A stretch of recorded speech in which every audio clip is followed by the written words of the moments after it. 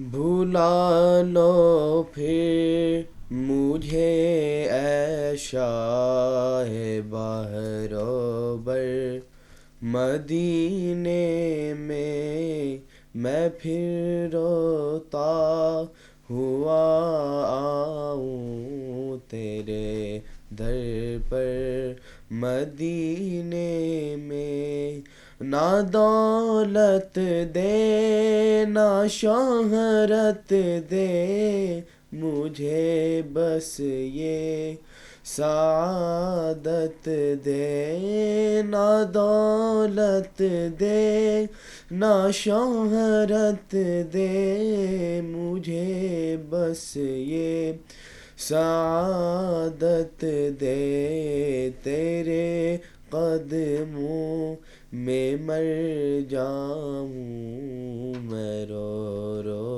कर मदीने में तेरे कदमों में मर जाऊँ मैं रो रो कर मदीने में बुला लो हम गरीबों को बुला लो या रसूल अल्लाह पैशबी रोशबर फातिमा हैदर मदीने में पैशबी रोशबर फातिमा हैदर मदीने में बुला लो फिर मुझे ऐशा है बहरोबर मदीने में। बिस्मिल्लाहिर्रहमानिर्रहीम अल्हम्दुलिल्लाहि रब्बिल आलमीन व सल्लल्लाहु व सल्लम अला सय्यिदिना व मौलाना मुहम्मदिन व अला आलिहि व सहबिहि अजमईन। Assalamu alaikum wa rahmatullahi wa barakatuhu. Welcome back to another podcast of ours. Alhamdulillah, today the podcast we've chosen to title it Back to Basics. Back to Basics. And the aim of today is to discuss some contemporary issues. And for that we've got a fantastic panel. Joining me is Muhammad Bhai. You've all seen him before. Imam Muhammad, chaplain of the universities in Manchester. And joining me to my right, I've got Ustad Bilal joining me as well, mashallah. And shortly coming on camera as well will be our the main man himself, Ustad Uzaid, inshallah. So let's go to our chaplain, Imam Muhammad. Where we're starting with this one, back to basics. We've said we're going back to basics today. Back to basics. What does that mean? Assalamu alaikum everyone. My throat's a bit, I don't know why it's all of a sudden gone. It's been a difficult week. I guess part of it stems from what we've all been seeing. I mean, depending on when this goes out in this Ramadan, I feel we had a offline discussion regarding some of the things we've seen. It's been havoc. Well, that's a very heavy statement from Sheikh Fahim there. It's been havoc. I don't think I've seen a Ramadan like it. I mean, we thought it'd be challenging when it was long, but I think there's a different challenge as the days are short, because it seems like the iftar is so early, 6 o'clock, that it seems like the night starts to become normal, and maybe that essence of what Ramadan is being lost. The patience aspect, Yes, because it's a normal day. You're waking up and you're finishing work, and it's been very difficult for people over the last few years. So this seems like a doddle. And then you see that coupled with behaviours that I have never seen before. And I don't think it's extreme to sit here and say, oh, the old man is saying, in my day. But the reality is there was a sense of the masajid were places that had some holiness, that there was an adab of the masjid that was... There was a sanctity. A space that was sacred to everyone, even the worst of the worst of our community. And I say that, with a pinch of salt, meaning that there was a sense that we wouldn't do it in the masjid. Even people who were enemies, the enmity would die in the masjid, and you would take it outside the grounds of the masjid. Now we're seeing young men, and sadly it's young men, you don't see young women doing this, it's young men and smoking outside the masjid, the then fighting in the grounds of the masjid, outside of the masjid, using the masjid as a place to find people, as like a courtyard of madness. How we come back to The prison yard. and it feels like that. So I then said, so today's khutbah was supposed to be at the university. I was going to talk about Badr, about one of the most important events in the life of Rasulullah sallallahu alaihi wasallam, and on the way into the prayer room, I see two students arguing over a car parking space, and then I'm trying to get past, and then I walk over into the prayer room, and I see two young men smoking, and you know, maybe Muslim, not, but I've seen them, and you know, you walk in, and I'm walking to the prayer room, and I hear people swearing, and they're on their phone, and so now I'm hearing the bad language, and I walk in, and all of a sudden I'm triggered, and so from Badr I stand there, ask the muaddin to do the adhan, and I twitch, you know, I just switch, and I'm not want to be angry on the minbar. The minbar is not a place where you're supposed to be harsh, but sometimes I guess you have to return. So I recite Surah Ikhlas, and I said I start with Ikhlas because Qul huwallahu ahad, Allah is one. The most obvious thing, even the least versed Muslim in the room will know Surah Ikhlas. Yeah. But why am I saying this in the middle of Ramadan? Yeah. Because it seems like we have to return back to the basics. And the basic thing is the Prophet ﷺ said, I've come to perfect your manners. That Allah said he had husnul khuluq, the best of akhlaq, the best of manners. Why? Because without that, you're nothing. The Prophet ﷺ said, how many times have we heard the hadith during Ramadan? The one who does not give up, you know, lagwan, bad speech, evil, lying, etc., bad deeds, and desist in fighting, Allah has no need for you to give you food and drink. And so it feels like we're having to return back to this basic, and it's shameless. It really is. Shameless. Do you think it's also due to the fact that people's prioritization has shifted over the generation? So if you think about in the past, you know, Ramadan used to be a month where people would strengthen their relationship with Allah Ta'ala. Yeah.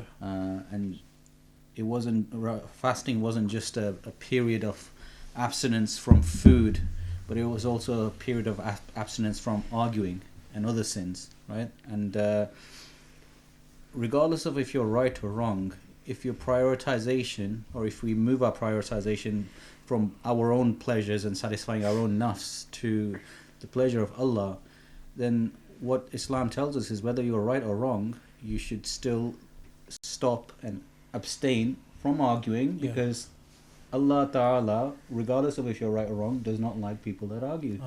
And there's a place in Jannah for both, whether you are right or wrong, if you abstain from continuing that argument. What do you think, Sheikh? It's difficult. It is really sad, and I would echo the sentiments that you've started with, even from our point of view in the masjid. It's chaos out there. I've never had such a start to the Ramadan where we've had to make speeches and tell the youngsters and remind them of the youngsters in general, everyone, about the etiquettes of the masjid. The sanctity of the masjid has been lost. The sanctity of Ramadan itself, I feel, is being violated right now. And this is the month where, you know, the doors of Jahannam are closed, but people are trying to open them. People are trying to open them. You know, the shayateen are locked up, and one sheikh says, yeah, he's locked up inside your heart. Seems like it. And that's the time we're living in now.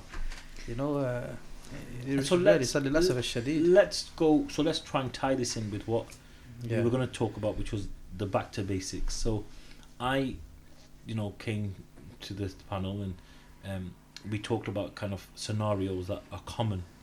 Now let's look at forget these individual incidents that we talk about in Manchester. Let's talk about what we know about what's happening in our country. I would argue strongly the two reasons why most of these fights, most of these dramas, most of these outrageous incidents occurring are because of either drugs or because of women. Meaning there's some issue and you looked at my sister, you spoke to someone, or there's some love thing gone wrong, or it's because there's some drug fight or some old beef gone on. And this ties in very heavily to things I work in at university. So, you know, some of the scenarios I brought up, and I have an interesting one. So a very common one I hear is, for example, dealing with substance abuse and addiction. Now, addiction is a difficult topic, and substance abuse is something which most most people wouldn't want to admit they abuse a substance. So what does it mean to abuse a substance? So, it's let's talk about some basic substances. Cigarettes, vaping, shisha, substance, drugs, cocaine, drugs, Yeah. things that maybe alcohol. No. Yeah. Things that we would just assume are not prevalent on our community, that when people aren't doing. Yeah. So the first thing is accepting what substance is, that this is a substance. This is something that you're using in your body that can intoxicate you or that can harm you in potential ways, or that's something you can become addicted to. Yeah. And so this couples in with an addiction of that. And so abusing it means that you do it to an extent where it does cause you harm. That's what the abuse of it is.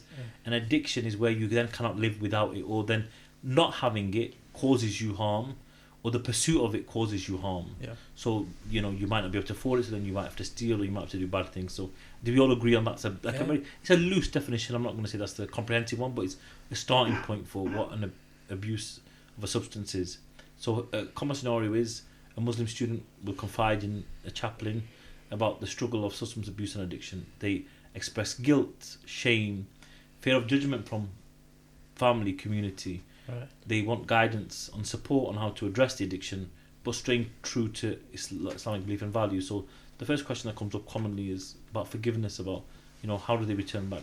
But they're looking for maybe counselling is a hard one. No one wants to believe that they need counselling. Mm-hmm.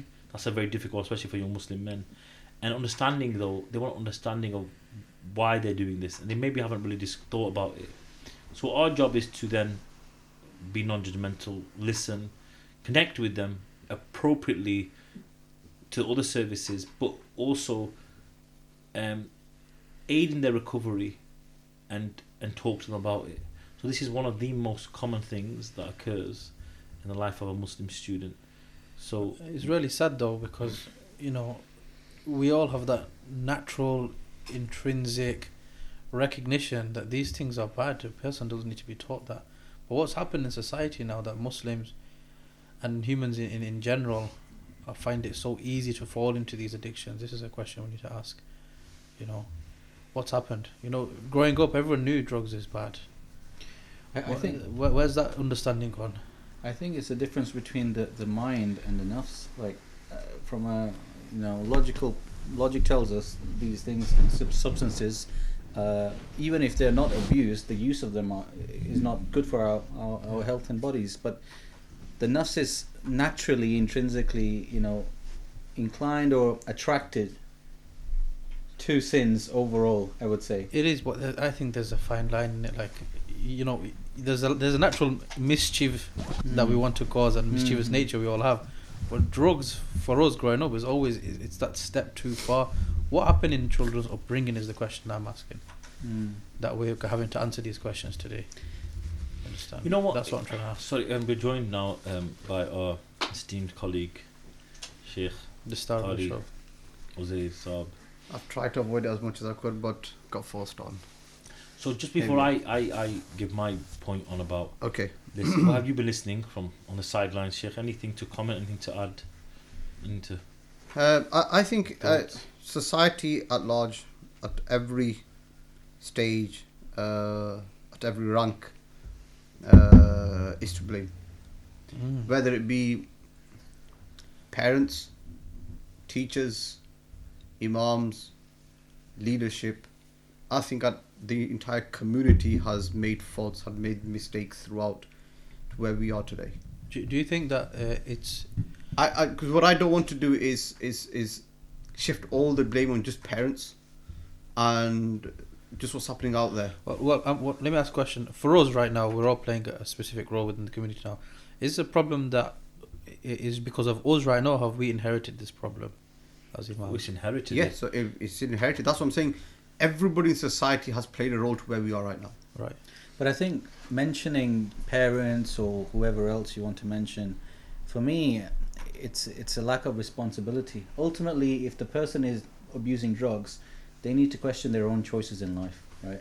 And I know addiction, it's a difficult thing, and once you kind of get into that phase of drug use, very difficult to come out. But ultimately, really, I think you should need to start with a realization that the choices that you made up until that point haven't probably been the best ones, right? So you need to go back to the basics and think about how do you, from now onwards, how do you improve the choices you make on a day-to-day basis to help you get out of that recovery. And that recovery isn't going to be something you're going to achieve in a day or overnight. Yeah. And of course it can be accelerated by the help of your parents and your surroundings and the environment. But ultimately, where there is not a will, there will not be a way, right? For sure.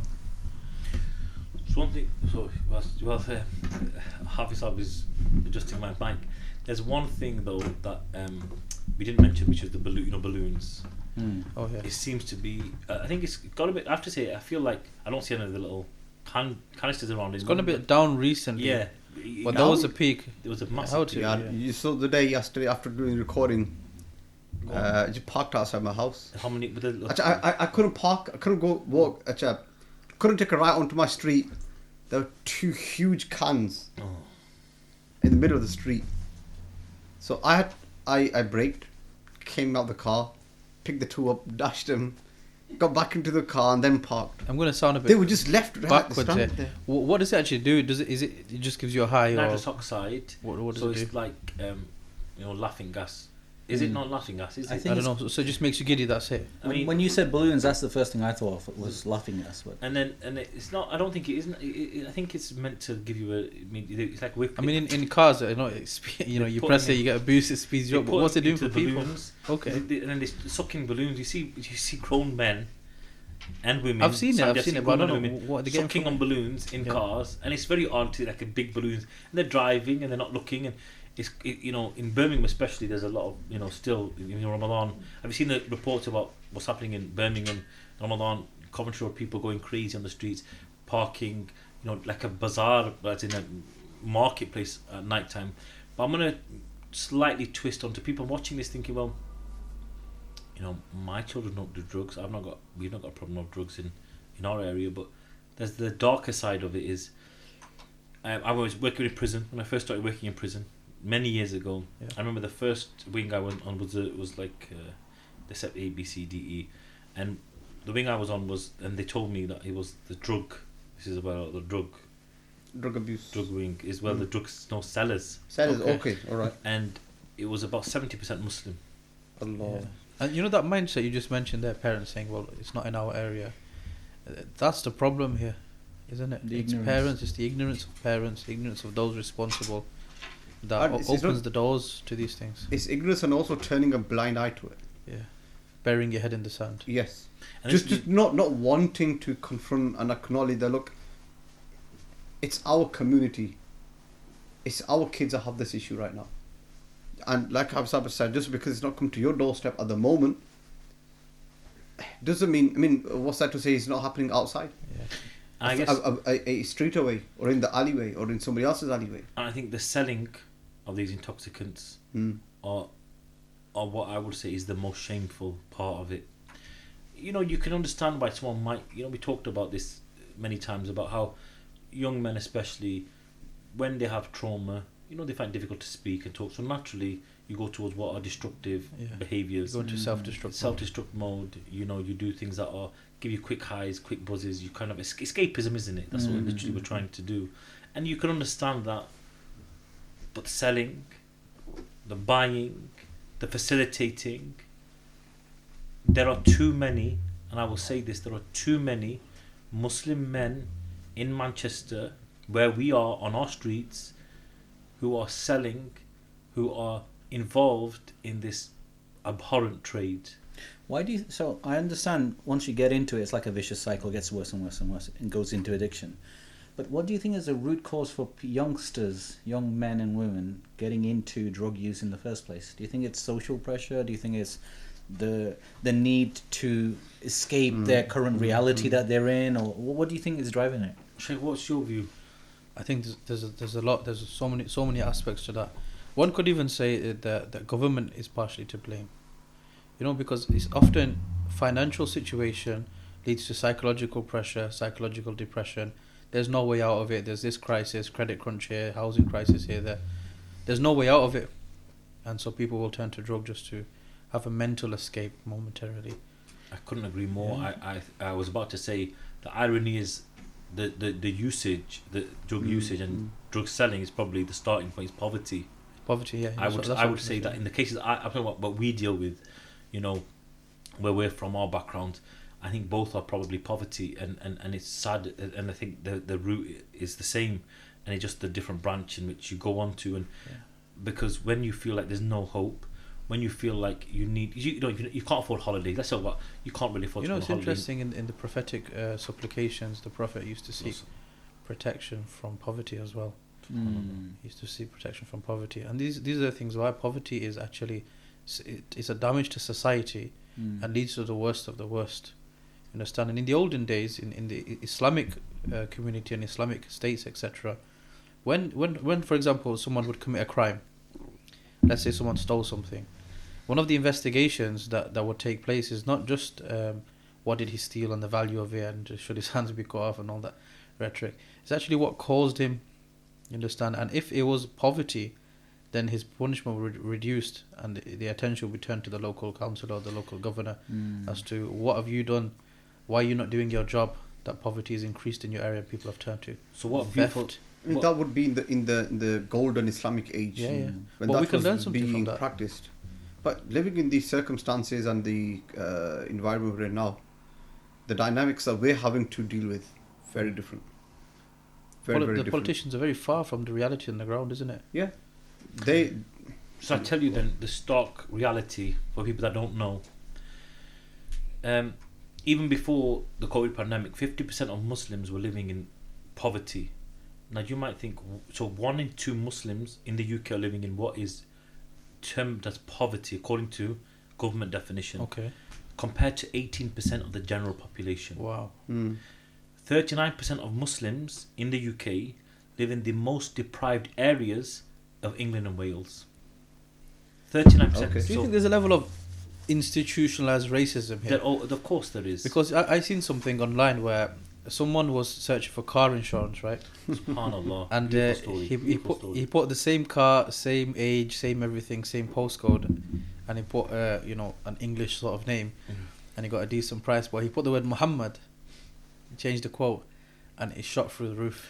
So this has been documented. This The has system itself, or someone was quoting on the phone? No, on An the algorithm, system, it's on an algorithm. He just Oh, he just really? changed the name. Yeah, That's yeah. all he did. So There's also I don't know how much you've looked into this, but there's also something called unconscious bias. Okay. Basically, it's the fact that ultimately these systems are designed by humans Yeah. who have a bias in their minds, even if they don't realize it, right? And so when they're designing things, ultimately that bias is So transferred you can't blame onto the the algorithm. systems. You blame the one who designed it. Well, yeah. So funnily enough, when I do a khutbah, I mean we're jumping slightly to what is a really point, which I was going to bring on to, but Go on. racial discrimination. But just while we're on this topic of insurance, Sheikh, you're absolutely right, because when I do the khutbah about islamophobia, I always mention that there was a study done before Admiral Insurance, I think M&S Insurance, which was the name Adam and Muhammad. Everything else was saying it was 3 times on some of the websites, 3 times more expensive if your name was Muhammad over Adam, and that's outrageous. And so there was this idea of racism within an algorithm. But what's interesting was in another report earlier this time last year, Black and Asian people are still paying high car insurance because it's feared that up to £250 to £300 a year on average, more than this report says, or this study was about white people. And there's also cancelled insurance for people from minority backgrounds. We've seen bank accounts being closed. So there is a massive institutional racism problem, which I think we need to discuss. But I think pausing there and going back to the abuse of drugs and substance, Yeah. I think even just sitting here, I can sense an uncomfortableness, because I repeat what I said before. I think the selling of drugs is abhorrent. Now I'm going to make a very interesting distinction here, which is, as a chaplain, as imams, as men of faith, as men of people who want to support, I'm not judging individual people. I want to make that clear. Okay. I'm not trying to sit here and condemn people for getting into a problem, because Allah forgives, and so our job is to support and help. But I think with everything, and it starts off with this, how do you start a road to recovery? What's the first step to anything to get better? Admitting it. And I don't want to be the one to stand here and shout and scream about the ills of our community, because we can have 1,000 podcasts about the beauty of the Muslim community, the amount we offer. But when we look at statistics like 39% of Muslims are living in poverty. The most deprived areas in the UK. That is outrageous. That 54% of Muslims in the last year have used a food bank. That 60% of Muslims in the UK find that they struggle to pay their bills at the end of the month. This is the systemic problem we have as society, as Muslims, and it's not getting any better. It's frankly getting worse. Do we have a part to blame? Can we just say that this is all institutional and the government has led us like this? Or are we to blame as well? Because, for example, you said that they live in those impoverished areas. Often you find it's very common people from our background, they're looking for the cheaper place to stay. But also, you know, they're not looking to stay in big houses, and we're always searching for the cheaper option, and that's only going to lead you in one direction. That's because all their investments are back home. Well, there you go, that's what I'm saying. So is there a part to blame? The reality is this: they're investing so much back home. Over here, they live in absolute crap holes. But back home, when they go there, they want a lavish, big house, big car. Sir Sahab aage, Chaudhry Sahab's arrived. But Chaudhry Sahab over here lives in a slump. Yeah. But ultimately, isn't that down to going back to ego? Yeah. Right? Because if they could live with a normal home back where they came from, maybe they'll have more opportunities where they actually are living most of their lives. Even, right? you know, the insurance thing you mentioned. Call it devil's advocate or whatever, but could you not argue that a lot of the people who are out there causing havoc on the roads are called Muhammad or are brown, and this is it. You know, it's based on averages, right? Like there's a reason why the system is giving a high quote, because it knows on average if you're called Muhammad within this range and this area, your age is X, this is what you're going to do. End up doing, right? So looking at we have to have insaf and be fair. Then we are to blame for the circumstances we've landed ourselves in as a whole. So look, also the discussion, majority parents that came here are migrant parents. Yeah. Unless you're the 4th, 5th generation where you're now a bit more comfortable, those that are still landing here have come here in the last 20, 25, 15 years. Yeah. They're still suffering. I'll give you an example. Our MCA Madrasa, talk about finances and poverty. I have to deal with those cases where a parent comes and says, look, Imam Sahib, I can't afford the fees. Wow. So it's not like we're charging an arm and a leg. We're not charging at all compared to other institutions around us for the time that we're giving and for the quality that we're delivering now as well. But even then, those parents, for them, and I remember a mother came in, she had tears in her eyes. She goes, I say with complete shame that I'm even having to mention that I'm struggling to get to the end of the month. And I want my child to be studying Quran. But alhamdulillah, at MCM we have a policy, we have private donors. If any parent cannot afford to pay, they will then chip in, and they will make up the fees, and so that the children continue to have education in the Quran. But this is in our locality. This is Levenshulme, Longside, where parents are bringing their kids. They can't afford to pay fees. Why do you think they're in that low income bracket? To me, like, it just seems like we're constantly in this circle. Right? They say you're the average of the people you surround yourself with, right? And so if you think about the kind of social circle our youngsters are growing up in, you would not say they're probably the most educated or having the most potential out there, right? And so it's a vicious cycle. Every generation is passing that burden, and you know, the low income status and all of these things, and as well as the mindset, right? It's not just about the income, it's also about the mindset that you basically instill in your children. And so as that's being passed on generation by generation, there needs to be a point in that every family's life where someone tries to break out of it. Until that happens, I think it's going to be a continuing scenario. Of course, I mean, it goes without saying that every parent is trying their level best. Yeah. But when we talk about this poverty, and what Imam Sahib and Hafsa, you alluded to as well, the fact that many times this addiction and abuse of drugs starts from grassroots levels. Starts from that sector and of the community which is around the poverty line. For them, it's a quick escape, isn't it? And when your imams are saying that the statistics are showing that Muslims are actually now are selling these drugs, for them it's quick money. It's the fastest way to make money. I know. See, as we're speaking of it, examples are coming to mind, where in high school, absolute genius, brilliant minds, but as soon as a drug abuse came in, or they got exposed to that culture, and now they're actually becoming a supplier, they're becoming the middleman, grab it from there, bring it to school, just outside school gates, you know, a little bit here, a little bit there, quick money coming in. For them, for such students have ruined their lives. Then I feel less sorry for them when Allah has given them something to work with. Then for that, then they've made the wrong choice. Yes. Again, it's not condemning, it's saying, but you have to own up to your responsibility that now you're part of a problem in society, which then leads to criminalization of young Muslim men. Once you've got a criminal record, what do you do with that? Then it's harder, you're trapped in it. Now you are then your probably son. When you then probably are in prison, if you've got children, you're not giving them a father figure. It's a complete cycle that just goes round and round and round. You know, we say that it's this society, we've come over here and we're exposed to it, but is it not true that this actually starts back home? In back home, what we're refusing to recognize is substance abuse takes place back home as well. A lot of people are on drugs in India, Pakistan, Bangladesh, and they're bringing that culture over here with them. So we can't totally blame the Western context of Western society. You know, that we were exposed to it here. I think none of us would say that it's just because we're here, because we, you know, you wherever you are, you make choices, don't you? Yeah. But I think we're trying to understand the root cause. I think we've identified poverty, but I think another one I think is very important about any type of addiction or abuse is I think mental health.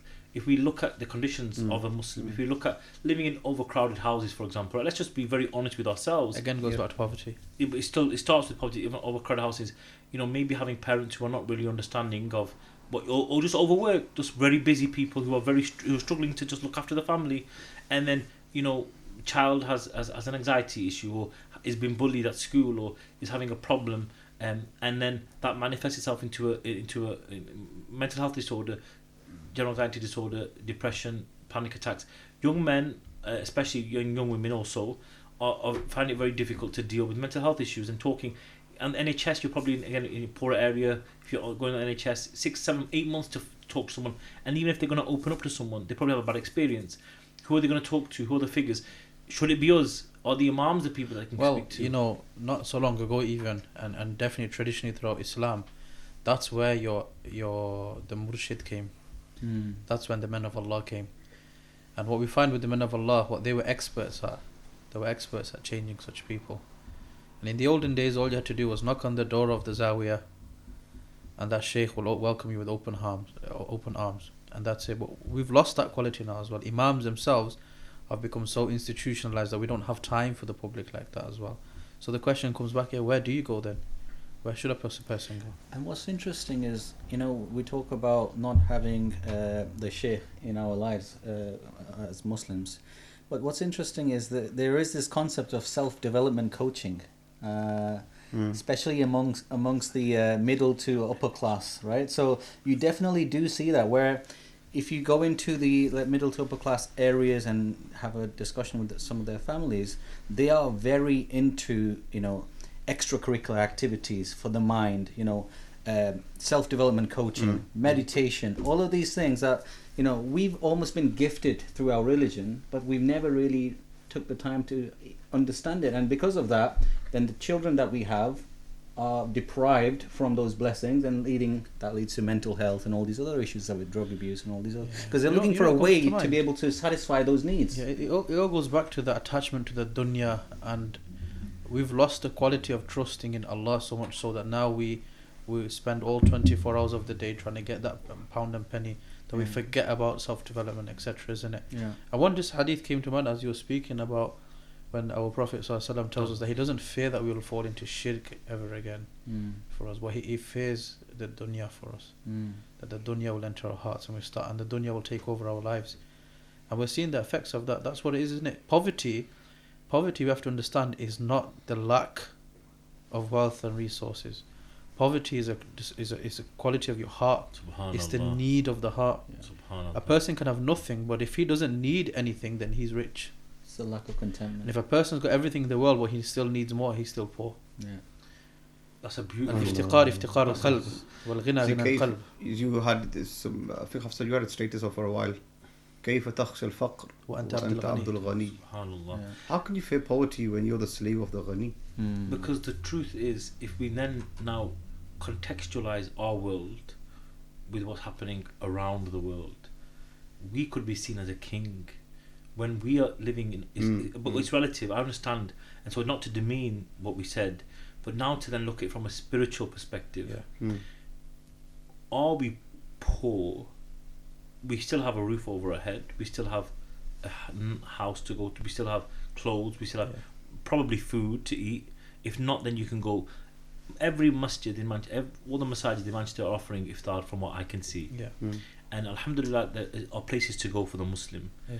And I guess maybe it's not having what you want is not the same as not having what you need. Well, that's what we're saying. It comes back to that measure of poverty. If you're saying poverty is a number in the bank account, then 50% of Muslims, or whatever you said those figures before. But if we recognize poverty is actually to do with needs of the heart, Allah. if we can free ourselves of that, no matter what number is in the account, you're not poor. You can be rich. I definitely agree. I think it's where we go wrong is by at the time where we define poverty, right? Currently, poverty is defined by monetary terms, materialistic terms. That's what right? Whereas I agree. I think our younger generation, as well as like our community overall, is poor, but it's poor from a spiritual level perspective, right? It's poor because because we have a weaker connection with Allah Ta'ala than previous generations. But if you look at the definition that we're running by, which is more the materialistic definition, we have to also, discussing root causes, right? We have to also understand where is that definition coming from. And in my opinion, one of the sources of that definition is the exposure our young kids are having to places like social media. What a beautiful hit on the head. Because I was going to beautifully, Imam Sahib stole my thunder. I was going to say, so the question is then, why do we think we need, because the question is, do we need or do we want? Why do we think we want? And I guess, where are those things coming from? Why does a young man feel he needs to have a certain car to feel important? Why do you have to wear a certain garb to feel special? Then how do you measure the need as well? You know, traditionally in Islamic law, there is something called maqasid al-sharia, the philosophy or the objectives of Islamic law. And in there you study actually need. You study, for example, Imam al-Haramain, Imam al-Juwayni's classification of needs. He says there are things what we call daruriyat, the necessities, hajat, things that you need, and then tahsiniyat, those things that you just want. Just to desire. So we need to go back to having that approach to things and being having a methodology when it comes to wanting things. Nowadays, a person, he wants something and it's actually from the tahsiniyat, but he'll go to rulings of daruriyat to justify it. You understand? I don't want to open kind of worms, but things like mortgage and these kind of things. You understand? Well, unfortunately, that's what we're talking about, contemporary issues. So let's lead beautifully onto then another common problem, which I guess is two in one more, because we'll spend a few minutes on this because I want to jump onto something which I think is quite important about back to basics. So now let's talk about how this manifests, or where does it come from. And one of the problems I think we all agree on is a modern phenomena is social media and the bombardment of images, and this can manifest in two ways. So one is, we talked about, I think last time we were on the podcast, which was about indecent images, and then letting the eye see things, desensitization, pornography, call it out for what it is, and then the increase in that, which leads to a whole host of problems. But then the second one is, now we feel like we have to have a certain level of standard of living, that if I'm not living like everybody else, then I'm deficient. And that then feeds into the nafs that, well, I want to be like them, so we want Jannah on earth, we want to have everything we desire on the earth. And I think that for me is where there's a bit of a dissension amongst the people I speak to about this, that I'm of the objective that if you want and desire something so much and you have that love for it, and it leads to anything which is immoral, sinful or wrong, then my sympathy level completely goes down. Because we all want things. I would love to be a certain way, have certain things, and I have to strive. And it might be that I work 100 hours a week and I'm still not earning, alhamdulillah. But the pursuit of the people who want to shortcut, to be lazy, that for me is inexcusable. That's where I draw the line here. In spirituality, not the first, but the second thing that they tell you to work on is your eyes after your mouth, right? And there's a reason for that, because the eyes have a direct access to your heart, right? So what you let be exposed to your eyes ultimately defines the feelings you have, the desires you have, the wants you have, all of these things, right? So I think there was I'll share a survey that they did, a psychological experiment, let's just call it. They asked someone, if you were to have £100,000 salary, right, but everyone else around you had £200,000 salary, would you want that, or would you rather have half the salary, £50,000 salary, but know that you are having the highest salary in your community? And almost always the person chose the second. They accepted half the salary just to be the richest amongst the people in their community. It's enough. So just like that, when the average of the community in your mind is basically a summation of social media. You know the word for competition in Arabic? Tell me. At-tanafus. And it links to the nafs. Yeah. And then I would say there's 4 things I've categorized for myself on when I talk to students about, why is social media so damaging, and when they'll come and talk about it, and I'll ask a question. I'll say, are you addicted to social media? Now, we have to be careful when we say addiction, because we're talking about an addiction from a very loose definition. The definitions that might not be accepted. So there are many countries that still don't adopt pornography as something that can be addicted. You can't be addicted to something like that. And what I'm saying is, well, forget whether or not you're addicted. Let's talk about if you any of these 4 things, anyone's listening or watching, you can say that have happened to you while on social media, then I would argue that it's negative, that the harm outweighs the benefit. The first is negative impact on mental health. So what do I mean by that? Well, several studies have shown that heavy usage of social media, and there's a correlation between that and poor mental health, including increased rates of depression, anxiety, and loneliness, which is a very odd thing to think of mental health being lonely, but that leads to further addiction and substance abuses and harmful behaviours. We've seen examples of that in our society. Bismillah, tell us. So many examples where, because they feel. I know this particular individual who broke away from his family. And once he broke away from his family, the only thing that he was surviving on was social media. He had no one to speak to. Wife left him, kids left him. Long story cut short, but now that he's on his own, the only thing he was surviving on, and of course he's in the roller coaster of the mental health of highs and lows that he's having, but now he's on such a low. The only survival he has is social media. And when we've spoken to him, look, uncle, just let go. He goes, look, then who do I turn to? I don't have nobody else in life. Because he sees as a form of spending time with. He's spending time with the phone. And I think this leads on to the second one, Sheikh, which is, well, just to finish what I was saying, I think from the Islamic perspective, I would argue that this excessive engagement leads to distracting you from salah, your spiritual practices, reflection, mindfulness, and just leading to disconnect from your nafs and the real world, and you're not really understanding what is it that you desire, rather what is it that you think you want. What do you want and what do you think you want? And that's a silly distinction, but it's actually very important. What is that you actually want, or do you think you want it? Well, that's alluded to in the Quran, that Allah says, don't let the world deceive you. There's a deception that takes place here, and a confusion. And back to what you said, Hafiz Saab, the deterioration of real life relationships. And I think you're alluding to this. So the second one is spending this amount of time on social media leads to a reduction in actual face-to-face. I think one of the things that we learned from COVID was actually, we all thought Zoom was a bit comfortable, it was easy, but then you realise it's just not the same, is it? You can't substitute a screen for a real life interaction. That human touch, that salam, that hug, that just being in the presence of someone, just that feeling of being around a human being is so important. Our children suffer the most. So many studies we have now, post-COVID, the same age group cannot hold a conversation. Can't even have can't speak. Social skills gone down. Social skills completely gone because it's been replaced with social media. Now you see those kids, they're brilliant on a screen. They play every game, things that even I've never been able to play, and they would smash me at it. But in a discussion, they can't hold a discussion. They can't even And talk to them, and they can't even have eye contact. That's How bad it's become. That's a very interesting point you made.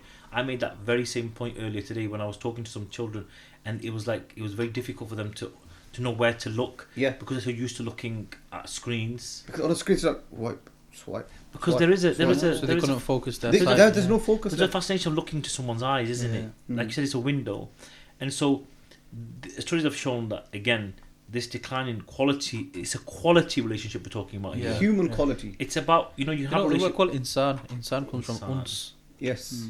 We're sociable Fondness. creatures. Yeah, that fondness. A That's human what being. is, isn't it? Fondness. By We've his lost that. intrinsic nature has to have that. But that is a response to the decline, and I've written it, the decline of the quality of interpersonal communication skills among heavy users of social media. I'll give you an example. As recent as, I don't consider myself that old, but when I was younger and we used to have holidays, the thing you used to do is go into your local park and just see other random kids and just socialize with them and make friends and play games and football or whatever, right? And that was very normal. And it was very normal to go up to a person you did not know before and play a game together and build relationships. Now, if you do that post social media, even as someone waiting at the same bus stop as you, going through the same journey or the same moment, they'll be like, why are you talking to me? How often do you hear that now? Why are you talking to me? Like, it's strange for people to even converse without both parties having the same kind of objective behind it. And so people are asking, why is it so important to talk? Because let me tell you why. Because talking is what every human being needs to offload their life. You can just be sitting with someone, they can be silent, and when you're just doing something and they're telling you everything, they're offloading. Or is it a problem shared is a problem halved? Yeah. And I think this preoccupation with social media neglects the relationships that you have. And we've all seen it, a bunch of people sitting in a room on their phones. How many times have we seen? We've walked into a room. There's a deception now amongst the youngsters. They think that what your thumb does here is talking. It's not though. Typing an email and saying this is my problems X, Y, and Z, as opposed to coming to someone who's there to help and speaking to them, it's like night and day. You won't get the same effect. Texting is not talking. And let me share another one. This couple I was dealing with, we have these scenarios and we try to support them. They were more confident messaging each other salam. than actually sat in a room and discussing their problem. That's so interesting because students will text me, I'll pick up the phone straight away. I'm old school. Speak to me. We're going to meet. And I don't force them, but just in case anyone's watching, of course I will never force anyone to do what they're not comfortable with, but I will always encourage that they speak to me and that they come and meet with me. So I'll always start face to face and say, if you're not comfortable, let's do a call. If you're not, then let's do a Zoom. At least let's try and get some level of human contact so it becomes more personal, so then you feel more comfortable. And I guess it's integral in Islamic teaching that you have a community. Community in Islam is so important. What's the point of the Jama'ah? What's the point of the Salah? What's the point of checking up on each other? What's the purpose of going into a masjid and knowing that person is not there? I've not seen you for a day or two. Checking on people, asking about people. What is the purpose of Allah subhanahu wa ta'ala bringing us together 5 times in a day? We could just pray anywhere, but there's a specific stress in the law that we gather and we collectively make a prayer. So there's a hint in Surah Fatiha alone. Iyaka na'budu wa iyaka nasta'in. in the We plural. worship you. We seek help. That we factor. Collaborate. It's all of us. It's We're all reciting it day and night. Even the guidance part, ihdina. Even the path itself is a plural of those people. Those, subhanallah. But don't you think we've lost that kind of essence? Because we go to mosques and we pray in the same rows, but following the prayer, we just go. Yeah. And, we don't leverage the opportunity to build relationships. Ramadan is one of those times to reconnect. And we're in Ramadan, and I do think that, alhamdulillah, Ramadan brings that reconnection. Tarawih is a beautiful thing. And I always say it's not social. It's not so social thing, but really there is a massive social element to it. Once the salah is finished, I think that is important, to hug, to see each other, to smile, to remind you of the people you've not seen for 11 months. And subhanAllah, I just know that you exist and you're alive, and picking up that phone and talking to someone is hugely important. And I think in the time we have left, I want to talk about something which is talk about back to basics. It's a very common issue that we face, especially in universities, and it's it's this idea of balancing, and I'm sure as imams you see it all the time, balancing our religious observations and our academic or work obligations.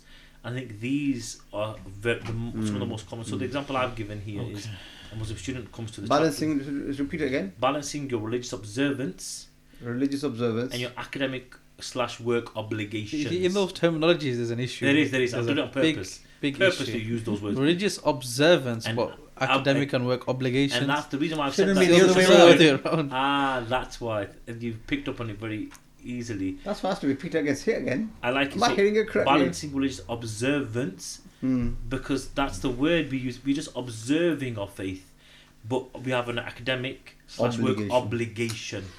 And Sheikh is shaking his head, but the reality is this is how it's framed. And I think that's a huge part of the problem.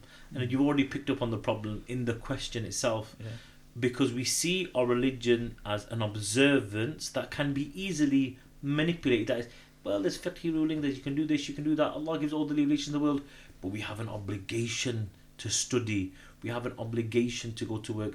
Actually, it's your obligation to worship Allah. Allah says in the Quran, what is the purpose of our life here?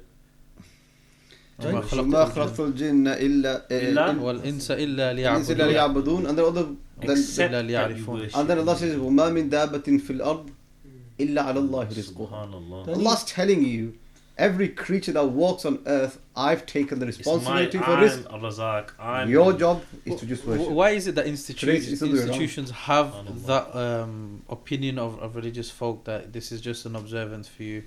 And Because are we to blame for that? I think that's so. what I think you're- we're- yeah, Because to blame for majority of Muslims that call themselves people that call themselves Muslims do not practice the deen, and so when they see 1 out of every 100 Muslim Fair enough. coming in praying, they think that one person is the one who is observing rather than It's changing, Sheikh. Yeah. It's changing, and alhamdulillah, I think we're getting better. That's one thing that we talk about the older generations who come here. They had to face the hardest part of it. Alhamdulillah, I think we are getting a bit stronger.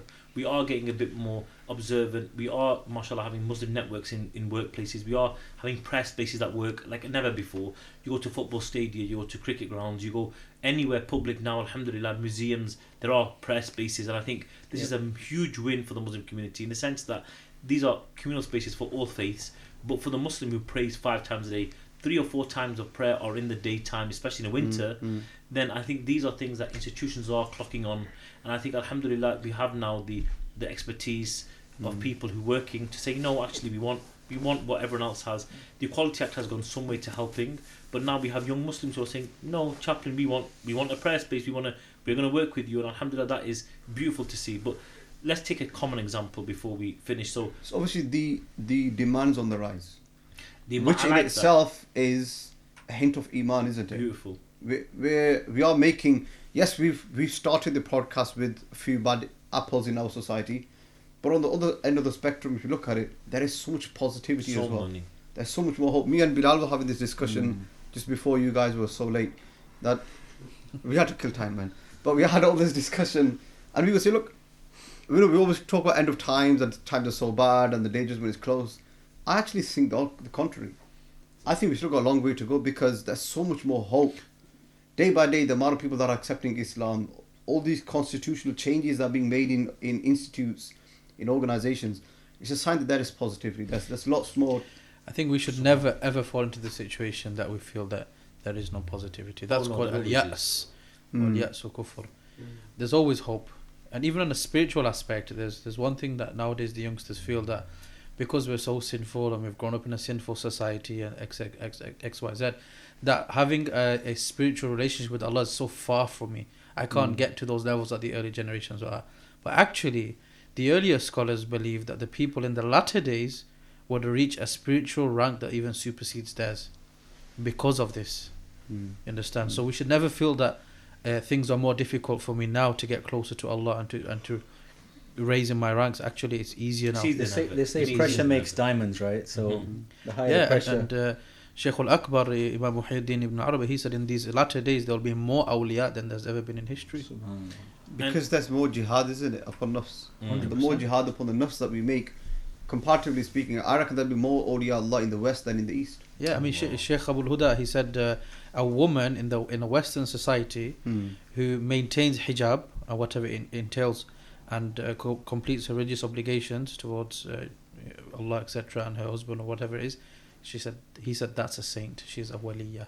That's enough for her to be a saint. Why not? So I understand. And we are running out of time, and I had a couple of other things, but just to finish on this, so to get to the common issue, because I think the issue is, I guess, with the starting off point, we see it as a religious observance versus an obligation. So a common issue is someone will approach us and say, well, I have to balance my salah versus my academics, I struggle with it. For example, Ramadan will come, we see, especially in schools or where we have exam period, what do I do if I have to fast? Sometimes parents are telling students, and it's very sad, don't fast, you don't have to fast because you have an exam and it's going to give you a headache and ill. And I would say to students, listen, Allah gives a deviation. If you are ill, Quran makes it very clear, if you're ill, then your obligation is lifted, obligation, but try, make the intention, wake up, have suhoor. If you feel in the daytime it's too hard and you fear illness, then you break your fast, but show Allah that you at least try, at least attempt Islam, and Allah look at your effort, not the outcome, and express, they talk about the concern about missing. Now this is the beautiful part where Ustad and Hafiz Umar were talking about, we're talking about the idea that actually there is hope, because more than ever I'm getting emails of students, I am clashing with my timetable, my salah, what do I do, how do I get out of class for Jum'ah? This shows the level of iman, this shows something, it's beautiful, because subhanAllah, look at them, they're wanting to find the means of salah, and that is amazing. And that's what we need to go back to those basics. We as a Muslim community need to get out of all this complicated stuff and all these questions of unity and fiqh and this or whatever. We need to go back and really push in society how important those 5 pillars are to us. We need to show the world around us that these 5 pillars is what defines me. And if we show the Western context, if we show our employees, if we show the institutes that prayer is everything for me, then we will find those things. The hadith of that Sahabi came to the Messenger sallallahu alaihi wasallam. Ya Rasulullah, tell me one thing that Allah will grant me paradise. He said, pray daily 5 prayers. Yeah. He said, okay, Ya Rasulullah, that's all I'm going to do. Yeah. And he walked away. And as he was walking away, Nabi sallallahu alaihi wasallam said, you want to know heaven, iman? Allah. Back to basics. Just back to basics. Just the 5 prayers. Go back to that. And that's the. Go back to that. And we say a lot about people finding it difficult to pray at work or wherever they are.